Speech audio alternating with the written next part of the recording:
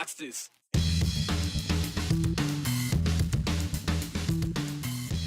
Artificial intelligence isn't some futuristic thing anymore. The state of Idaho is embracing it and using AI to save time and money. Our elected leaders say it's not replacing people, it's helping them. It seemed like a simple promise overseas. Now, it's a monument here at home. The story of an Idaho soldier killed in Iraq is now an inspiration for a memorial honoring all women veterans. It wasn't just a Southern thing. A century ago, the Klan paraded right down Boise's main street. We're looking back at how thousands turned out to watch hate take the stage in Idaho's capital. You know, we've all been warned about the dangers of artificial intelligence. If you've seen the movies AI or Terminator, you know this thing can go south in a hurry. I mean, it is 2029 or 2025, and 2029 is just 4 years away. That's when Terminator took place. The future, though, is now. And while it is a powerful tool, there are still a lot of questions about the use of it, the ethics, and the limits of it. Some Idahoans are understandably skeptical about it, even more so at the mention of governmental offices using AI as a tool.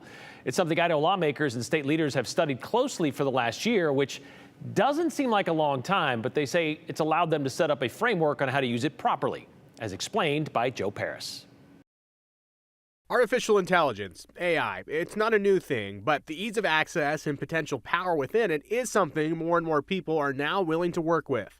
A 2024 survey to state of Idaho employees within its agency showed about 2/3 knew about AI and about 25% were already using it. And 95% of the ones that responded said that within a year they would be using it. To just give you an idea of how quickly this is being adopted, this technology. It's fast and furious. I've always had a role somewhere in technology, but the pace at which AI is moving, or all technology is moving, it's insanely fast. Alberto Gonzalez is Chief Information Officer and Administrator of Idaho's Office of Information Technology Services. Now we're unleashing the general use of AI for our state employees. There could be some restrictions for some agencies, potentially law enforcement, courts, or something to that effect. But the governor wants us to provide good guidance to our agencies versus overly governing them. So guidance over governance really has been the sort of message for them. In terms of the pros, Gonzalez believes the benefits of using AI within government agencies is already incredible. I mean, the fact that our employees could process mundane tasks at such a high rate, they can analyze data so quickly. We can get better data-driven decisions with AI. This is a game changer, and it really is more of an augmentation to our staff versus a replacement. That helps accomplish the overreaching goal for Gonzalez and other state leaders. To make citizen engagement better. We want the public to receive better government services, for there to be less cost or less taxes used on employees when there's automation that we have that can help us do this, or AI that can do this. So I'm pretty excited about the potential expansion of AI use in the state of Idaho. But there are two sides to the AI coin. With opportunity comes opportunity for bad actors too. Privacy and security. It's got to be top of key. Citizen data is like a gold mine to bad actors, and so we have to be really careful with the privacy and the security of the data. In the spirit of uniform and intelligent use of AI, Idaho just published a comprehensive framework for responsible and ethical use. Welcome to the best practices for artificial intelligence use, brought to you by the Idaho Office of Information Technology Services. The detailed guidebook sets the tones for agencies and employees by prioritizing public trust, safeguarding privacy, and ensuring that AI strengthens, not replaces, human judgment in the public sector. We have a privacy officer, which many states really don't have one yet, but maybe half of us have a privacy officer now, people that are focused strictly on privacy and even some of the ADA requirements that we have. That's the team, and we have a couple of apprentices that are also helping us, and a lot of times apprentices come with more current use of AI, so it's very helpful. And agencies are seeing the benefits, and Idahoans too. We have another agency that's doing case management work, and what used to take 6 hours is now taking about 30 seconds to come up with a summary and a recommendation for what to do in the case management work that they're doing. Agencies have access to the same tools as everyone at home. We wanted us to have some standard tools, but we also didn't want to limit our agencies to one. So the tools that we're very comfortable supporting as an IT organization for the state of Idaho are ChatGPT, Microsoft Copilot, Google's Gemini, and Claude AI. With new and changing technology, there will always be skeptics. But Gonzalez appreciates that and has this thought. If you haven't tried it for general use, don't be afraid of it. Go use any of the ones I just mentioned and just start asking it questions, or have it start checking some of the work that you do. Careful not to put private information in there because it's open AI, so unless you have your own private AI in place, but go play with it. It's incredible, and I think they'll get the excitement behind it. And another direction they're looking at is chatbots for government websites. And there are actually some chatbots that are already in place, like one that I was working with earlier today. And basically what you may see with a restaurant or another, I guess, private sector field is you can ask basic questions about, well, how can I go get a DMV appointment? Or where can I access this piece of information? They're kind of finalizing this modern AI experience, and they actually have just come up with what vendor and what chatbot they're going to be moving forward. Again, Brian, something that people have probably talked about in this sphere, and something that when I talk with students actually when they learn about AI, it's about how you prompt the AI. So there may be some, I guess, perception of, well, I asked a question and it didn't give me the answer I was looking for. And it's not an intelligent human being, so it may not be able to read between the lines. Right. So one thing that I know students at the middle school, high school, and college level are working on is AI prompting, AI, I guess, computing. So it's like a calculator. If you ask a calculator the wrong order of operations, it's going to spit out the wrong answer. Yeah, you mentioned privacy and security. What about accuracy? Is that accounted for? Yes, so it's something that they're really keyed on is, yes, we want to use this tool, but we are auditing and making sure that not only is the information we're giving out correct, but we also know with some of these chatbots and some of these AI engines, there can be some type of a leaning, some type of like left-leaning bias or right-leaning bias depending on its model. So they keep a close eye on that to make sure it's neutral, correct content. All right, we'll keep an eye on that. Thank you very much, Joe. Women have served in America's armed forces for more than 200 years. Now, granted, going back to the Revolutionary War, most of that has been done in secret or relegated to hospitals or just support roles back home. Each era since World War II has seen an increase in involvement, though, from first fighter pilot to the first female four-star general. Well, this summer marks 2 decades since Idaho had its first woman killed in combat. And honoring her and all the Idaho women who have served before and since culminated in a dedication ceremony held late last week at Idaho's Veterans Cemetery. The story of the monument, sparked by a moment, a memorial for all who served. The latest piece by artist Benjamin Victor has been a sort of slow burn. It's been at least 6 years or so. 6 years. So it's been a long road. Sidetracked by funding and other projects, but winding up where burning daylight isn't an option.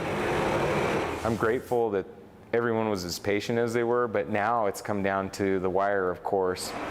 The second to last step is putting on the patina, a near finishing touch of sulfur and ferric nitrate. It gives it like, well, anything from like a traditional dark bronze to like golds, but I'm not going to get too crazy with the colors because I was looking at it and they're all in desert gear. The desert gear is just the surface layer of Benjamin's sculpture. This is one of the most moving monuments I've ever had the honor of participating in. It's a memorial to Idaho's women veterans, modeled after the first woman from Idaho to be killed in combat. According to the Department of Defense, the 19-year-old soldier was killed Sunday when a roadside bomb exploded in her convoy. Improvised explosive device detonated near her vehicle. She was driving in a convoy near Kirkuk, Iraq. Carrie French was a junior at Caldwell High School when she joined the Army National Guard, hoping it might help pay for college. Then, following graduation in 2004, Carrie learned she would take part in the largest deployment of the 116th Cavalry Brigade combat team. But first, that meant fast-track training in Texas. That's where I met Carrie, was at the Boise airport on the way to Renegades. Marissa McCarter joined Carrie as the only 2 teenage women in training from Idaho, and they became fast friends. She made you feel important and valued between the stress and the deployment, and just Carrie being so awesome, it was instant. By January 2005, ammunition specialist French and medical specialist McCarter were told they would be assisting in Operation Iraqi Freedom. However, they would be handed more than just orders before they left. Yeah, it was, I believe, our platoon sergeant at the end, right before we got on the plane to go over. He gave us all a marble, and then he gave his little speech on these marbles are like your future, You can't quite see through it. You think it's clear, but you can't quite see through it because they have little swirls of color. But the main message was, don't lose your marbles. And he hoped that all of us would give them back to him at the end of the deployment, that we'd all come home safe.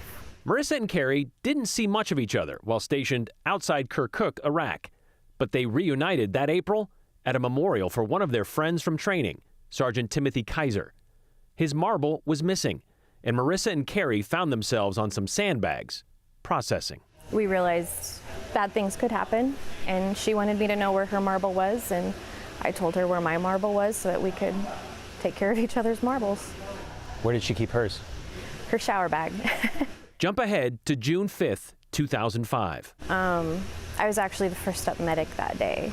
And Marissa's medical unit got a call for a transport. I didn't know who it was. I just knew we had a mission for a transport, and he stopped me and he told me who it was. That's when she found out her friend had been killed by a roadside bomb. Yeah, I don't think I've ever had a moment like that since, where everything just kind of falls away. Marissa says she tried several times to write letters to Carrie's family. I think one made it in the mail. I don't really know how, but I did get a letter from her mom with all the pictures of me and Carrie, and then in it was the marble. What did it mean for you to get that back? A lot.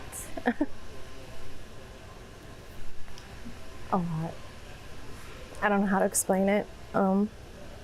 It's so insignificant. It's a piece of glass. But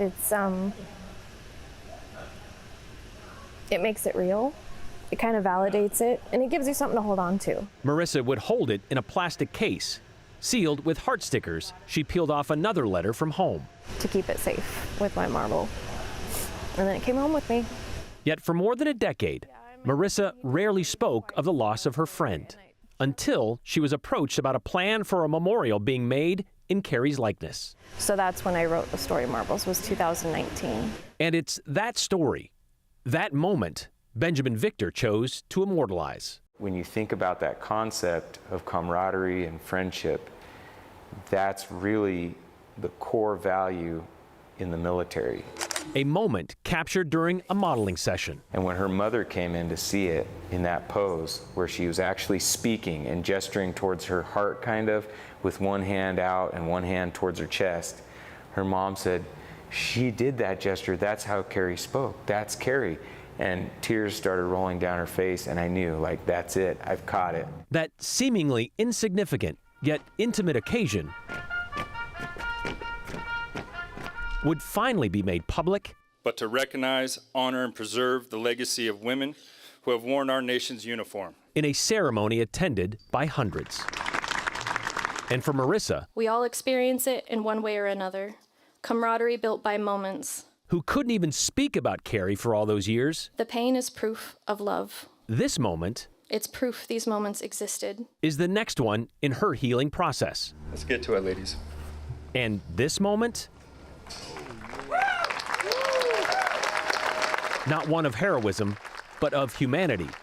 She hopes will help others heal as well. It's the moments that we overlook, but they're ingrained into every veteran, and when they get out, sometimes they don't know that's what's missing. And I hope when they see this memorial, they remember those moments matter. Wherever they were, whoever they were with, they matter, and they're real. Marissa told us she's come a long way since being approached about being part of this monument. From not wanting to talk about it just 6 years ago, to now helping other veterans talk about and appreciate their moments.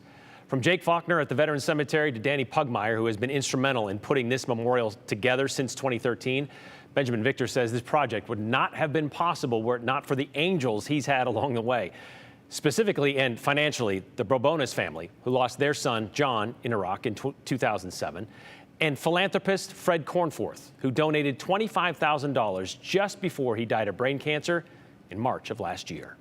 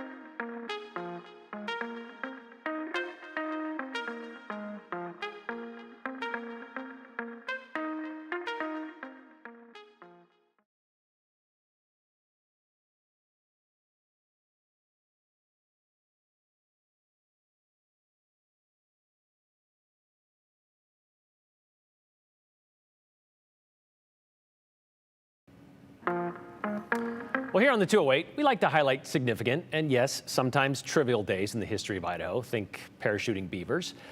Today is one of those days, although it caught our attention for a slightly different reason. September 8th is significant since that's when the city of Nampa was formed back in 1886. Idaho's third largest city, though, has another connection to September 8th by way of our third largest city, that'd be Boise. This day in Idaho history saw the first ever interstate gathering of the Ku Klux Klan. The anti-black, anti-Catholic, anti-Jewish, anti-organized labor, and anti-anyone considered a foreigner, they would hold a march in Boise. A conclave, they called it, that began weeks before in Nampa, culminated in Boise on this day 100 years ago. The popularity of the Ku Klux Klan peaked in America in the mid-1920s, even becoming politically pertinent enough to make an appearance at both party conventions in 1924, proving a membership of more than 4 million might open some doors. Well, later that summer, the Treasure Valley opened its doors to the revived hate group. An interstate Klan conclave, they called it, the largest ever staged in the realm of Idaho, they claim, held across 2 counties. First in Nampa on August 11th, capped by a parade downtown. Then on September 8th, 1924, 350 Knights of the KKK from Boise, Kuna, Meridian, and Caldwell joined the Klansmen from Utah and Eastern Oregon for an unhooded march down Boise's Main Street. As they paraded their way to the fairgrounds, some carried torches, others flanked floats, bearing slogans like, "Kuna, we are 100%," or "America First." Once at the fairgrounds, even group photos were fair game, including those of Brigadier General Frank Rowe and his son, and L.W. Tavener, known as a Kleagle. Thousands attended, we're told, to watch initiation ceremonies complete with burning crosses, to listen to leaders chastise the press, and claims there was going to be a cleanup of Boise. The Imperial Wizard put the organization's support behind white Protestant men, claiming only sleeping nations elect Roman Catholics. Do we need the Klan in Boise, in Idaho, in the United States, he asked. Decidedly, yes. Or no, actually. Despite adding to their 350 total that day in 1924 with the initiation process and the ceremonies, the Klan was never really able to garner a strong foothold here in Idaho. That's population already pretty Protestant and, of course, pretty white. The Great Depression would radically reduce the Klan's membership, though, with it temporarily disbanding in 1944, only to revive again during the Civil Rights Movement of the 1960s, although they mostly operated in secret by then.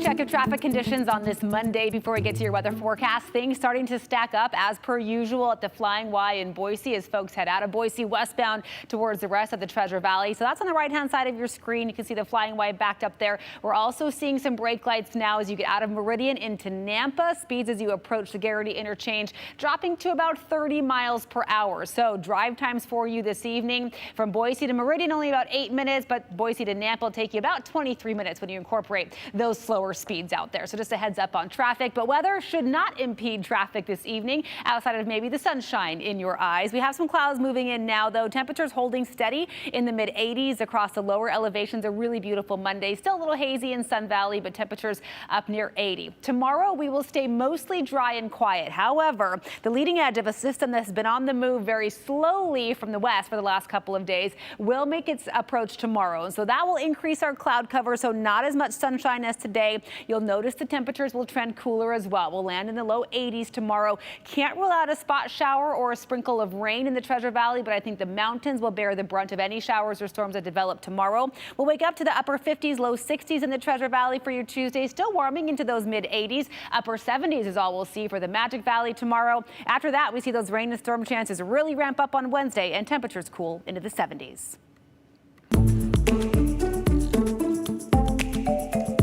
Well, there's still a shooter on the loose, but a man who kidnapped another man after luring him to the foothills with a photo shoot, well, he's behind bars. Here's Hector Mendoza with the 411. A man is recovering after he was shot in Boise's North End neighborhood. The Boise Police Department says it happened just before 11 o'clock on West Forsythia Drive Saturday night. When officers got there, they found a man with what they believe to be non-life-threatening injuries.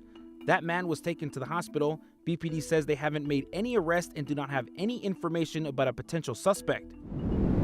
We now know the identity of a man shot and killed by police in Gooding County that we told you about this weekend.